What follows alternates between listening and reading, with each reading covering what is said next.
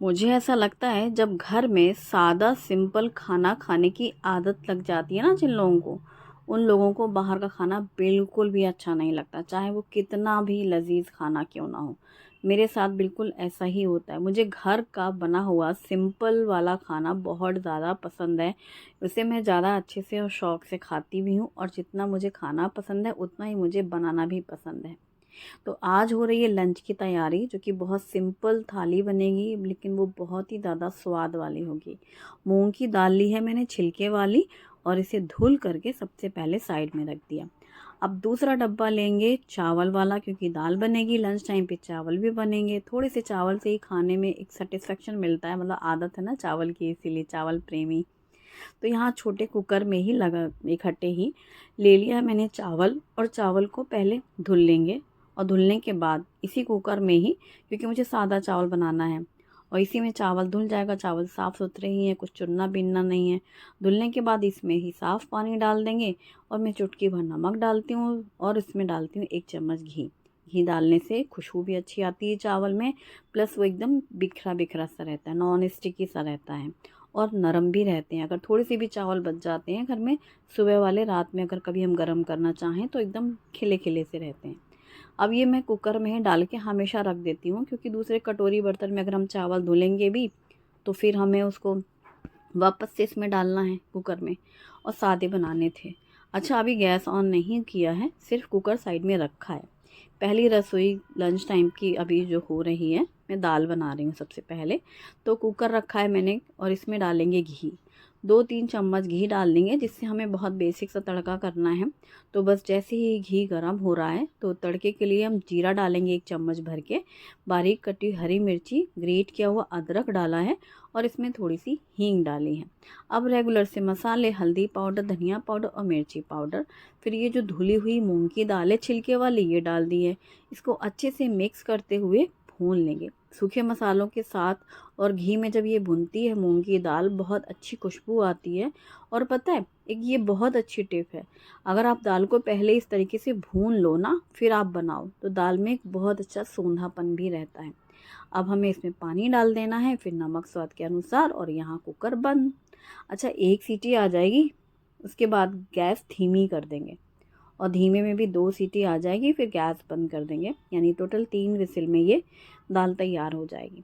दाल यहाँ रखी ही थी मैंने, फिर चलो सब्जी बनाई जाएगी। सब्जी क्या बने, दाल चावल तो फिक्स हो गया कि रोज़ तो वैसे दाल में टेंशन होती क्या बने, तो तुअर तो रोज़ बनती है, चेंज कर करके मसूर, मूंग, चना, इनकी बारी आती रहती है। तो यहाँ लौकी रखी हुई थी घर पे, तो फिर मैंने लौकी ली है, जिसको हमने छील लिया है। एकदम पतली सी लौकी है, जिसमें बिल्कुल भी बीजे नहीं हैं, तो पूरी लौकी को हम इस्तेमाल कर लेंगे। अगर बीजे होते हैं तो बीजे ज़्यादा मोटे हुए तो फिर बीज का हिस्से से बीजे हटाने पड़ते हैं, लेकिन एकदम पतली सी प्यारी सी स्लिम ट्रिम लौकी है। काश ऐसा लौकी खाने से ऐसा ही बदन हो जाए। लोग कहते हैं ना, जैसा खाओ वैसा शरीर होता है। आलू इसलिए नहीं खाएंगे कि गोल गोल हो जाएंगे, तो अब क्या रोज़ लौकी खाएंगे तो क्या पतले लंबे हो जाएंगे? ये तो कोई नहीं बताता। फिलहाल मैंने लौकी के छोटे छोटे पीसेस कर लिए हैं, लौकी काट ली है, और जितनी देर ये लौकी छीली, काटी, और मैंने कल्पना की कि हम इतने पतले हो जाएंगे, उतनी देर में दाल पक गई, और दाल को हमने रखा साइड में।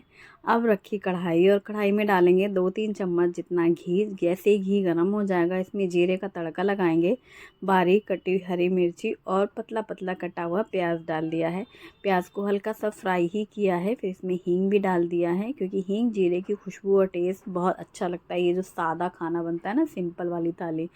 और इसमें डालेंगे कटा हुआ टमाटर, हल्दी पाउडर, धनिया पाउडर, मिर्ची पाउडर, और डालेंगे नमक। कोई गरम मसाला नहीं डाला है मैंने, आप चाहे तो डाल सकते हैं। मैंने दाल में भी नहीं डाला और ना ही सब्जी में डाला, एकदम सिंपल सा हल्का खाना रहेगा। अच्छा, अब सभी सूखे मसाले टमाटर के साथ मिक्स करके भून लिया, और फिर इसमें डाल दी कटी हुई लौकी। लौकी छोटी छोटी सी काटी है मैंने, क्योंकि कढ़ाई में हमें बनाना है तो ये जल्दी से पक भी जाएगी। और लौकी, तोरई, ये बहुत सॉफ्ट होती हैं सब्जियां, पानी वाली सब्जियां रहती हैं, इनका खुद अपना एक मॉइस्चर रहता है सब्जियों में, तो पानी डालने की ज़रूरत नहीं होती। लेकिन मैंने सिर्फ 1 चम्मच पानी डाला है, और इसे ढक दिया है, क्योंकि अभी हमें गैस धीमी कर देनी है। भाप में ही वो लौकी का जो पानी आएगा, उसमें सब्ज़ी पक जाने वाली है। और बस सिर्फ 1 चम्मच इसलिए डाला कि नीचे जो है सूखे मसाले ना जलें। अब यहाँ पर मैंने एक मुट्ठी भर के लिया हरा धनिया। हरे धनिया के जो डंठल वाला हिस्सा है वो उसको साइड में कर लिया, और जो पत्तों वाला हिस्सा है उसे एकदम बारीक काट लिया, क्योंकि ये धनिया पत्ता हम यूज़ करेंगे दूसरे काम में और डंठल वाला दूसरे काम में। यहाँ पर पतले दुबले 3 खीरे हैं और इनको छील करके ग्रेट कर लिया है। ये छोटे भी हैं, दुबले पतले भी हैं और फिर इनको ग्रेट करने के बाद हम रखेंगे साइड में। तो ये तैयार। इसका क्या बनेगा, बहुत ही टेस्टी। अब जो हरे धनिया के डंठल वाला हिस्सा है ना, वो हमने धनिया पत्ता ले लिया है, जिसमें धनिया पत्ता और डंठल दोनों हैं। थोड़े से हमने लिए पुदीने के पत्ते, और इसी के साथ 1 हरी मिर्ची ली है, क्योंकि बहुत तीखी है इसलिए 1 ली है, और थोड़ा सा अदरक ग्रेटेड लिया है, और 1 चम्मच जीरा डाला है। अब जीरा, अदरक, हरी मिर्ची, पुदीना और धनिया सबकी चटनी बना लेना है। ये जो चटनी रायता है ना, ये बहुत ज़्यादा टेस्टी लगता है। अच्छा, अब हम लेंगे दही। तो दही ले ही रही थी मैं, तो देखा अरे दही का बर्तन खाली होने वाला है, तो पहले 1 चम्मच दही निकाल ली, वो ताज़ा दही जमाने के लिए। तो आज रात में मैं दही लगाऊंगी, तो यहाँ पर 1 चम्मच फ्रिज में रख दिया। बाकी की दही ले ली एक बर्तन में, और उसमें नमक डाला है। इसके साथ ही ये जो हमने चटनी बनाई है, ये चटनी हम डाल देंगे दही में। अब फ्रेश दही है, मतलब ताज़ी दही है, मीठी खट्टी बिल्कुल भी नहीं है, एकदम अच्छी सी दही है। भले वो डब्बा खाली हो गया, वो फ्रिज में रखा हुआ था 2 दिन से, और अभी थोड़ा मौसम ठंडा भी है ना, तो दही में नमक और ये चटनी पूरा अच्छे से मिक्स कर लेंगे। अब इसमें डालेंगे ग्रेट किया हुआ खीरा। खीरे का जो पानी है वो भी मैंने इसमें डाल दिया है, क्योंकि बहुत गाढ़ी सी दही है, और ये खीरा मुझे बहुत एकदम ड्राई ड्राई सा नहीं पसंद, चाहे वो बूंदी का हो चाहे खीरे का हो। बहुत ज़्यादा थिक जो दही रायता होता है ना, उससे थोड़ा सा गीला वाला अच्छा लगता है। जैसे अभी मैंने वो जो खीरे का पानी था वो भी इसमें डाला है, तो इस तरीके से, जो कि चम्मच से खाने में अच्छा लगे। ये आप ऐसे भी खा सकते हैं, लेकिन इसे हम थोड़ा और लजीज बनाएंगे। तो यहाँ पर जितनी देर ये रायते की तैयारी हुई है, खीरा छीला घिसा और रायता चटनी बनाई गई है, उतनी देर में लौकी तैयार। अब गैस बंद कर दी है, और इसके ऊपर कटा हुआ धनिया पत्ता डाल करके ये हमारी लौकी की सब्ज़ी तैयार।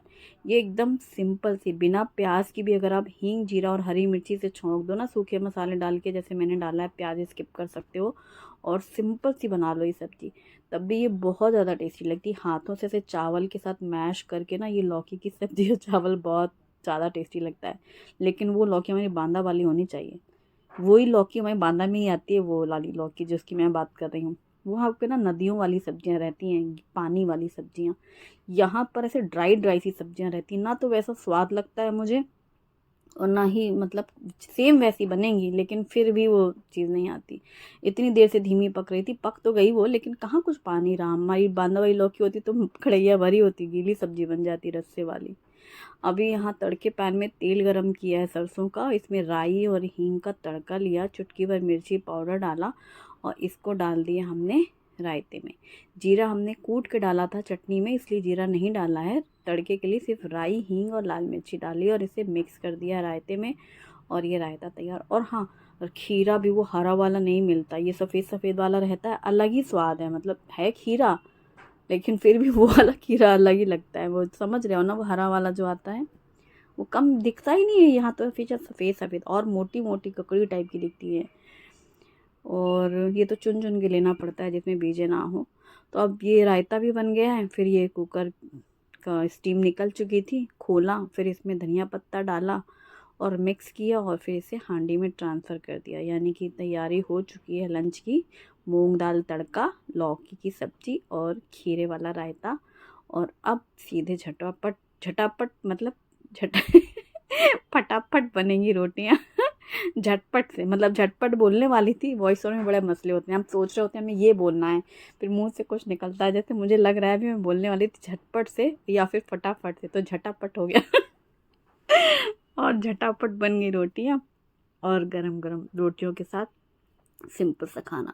जब मैं ऐसा खाना खाती हूँ तो मुझे बड़ा सुकून सा मिलता है, बनाने में मुझे मज़ा आता है। अच्छा, ये जो दाल चावल सब्जी रोटी चटनी सलाद रायता कुछ भी बनवा लो, तब भी 1 घंटे में बन जाता है, और आप पूरे आधे दिन के लिए फ्री हो जाते हो। मतलब हर कोई ऐसे खा के पेट भर के मन से दिन बिता सकता है, और ऊट पटांग आइटम कुछ भी बना लो, सुबह का, फिर शाम का, फिर दोपहर का, और फिर भी वो चलता रहेगा फैमिली में डिमांड कि अच्छा अब इसके बाद क्या होगा। जैसे संडे का दिन नहीं होता, आपने सुबह कुछ अटर पटर बनाया, फिर दोपहर में कुछ बनाया, फिर शाम में भी फरमाइश होगी, फिर रात में मुंह देखेंगे लोग अब क्या काम बनेगा।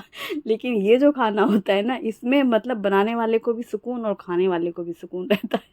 मतलब पूरा खाना हो जाता है, प्रॉपर मील हो जाती है, सेटिस्फाइंग फूड है ये, मेरे लिए कंफर्ट फूड है। और मुझे अब समझ में आता है, जब मैं ऐसा खाना घर में ऐसे खाती हूँ ना, चाव से चाट चाट के उंगली, तब मुझे समझ में आता है कि अच्छा ये मेरा मुंह क्यों बना रहता है बाहर के खाने में। उस दिन वो वहाँ चिकलदारा नहीं कहते, तो एक टाइम का बाहर खाना खाना पड़ा, ऐसा लग रहा था कि क्या ही खा रहे हैं, गला छिल रहा है, और मतलब पेट में अजीब सा लग रहा है, खाने में स्वाद नहीं आ रहा है। मतलब समझ रहे हो ना मैं क्या कह रही हूँ।